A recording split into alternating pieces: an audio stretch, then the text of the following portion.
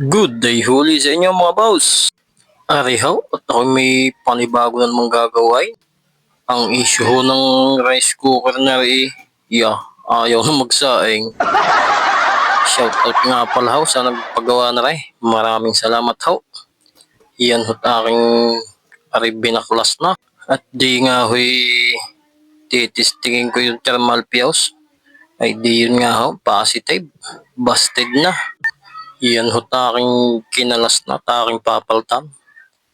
Ako naman huy may stock nga din, kako in case nga kung baka may magpagaway. Di huy madali. Di ari nga ho, binaklas ko na.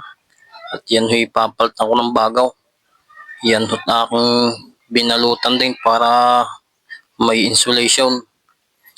Ay di yan nga ho. Yan huy aking kakabit na ulay.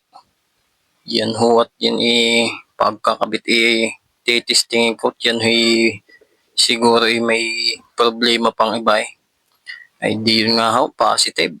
Pagkakabit may power agad. Yan ho, tinyot hindi pa naiibaba nakakook na agad. Ay di yan ho, aking inadyasan ng kaunti yung pinaka contact switch. Ngayon ho yan yari na. Matitisting na ho kung alagay gagana na uli ng ayos. Yan ho, nung tinester ko, ayos.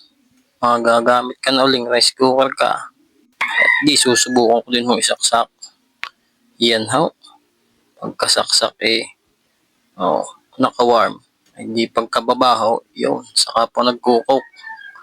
Ay di yan, titistingin ko din ang tuunan yung pinakagitna. Ay ayos na din nga Ay di yun lang ho mga boss. Maraming salamat po palagi sa inyong panonood. Sana suportahan nyo palagi ang aking mga ginagawang mini vlogs. At di kayo na huling bahala. Baka makakahingi ng likes, follow, share ng aking mga FB page na rin. Maraming salamat po palagi sa inyong mga boss. Sa inyong walang sawang panonood. Yun lang ho.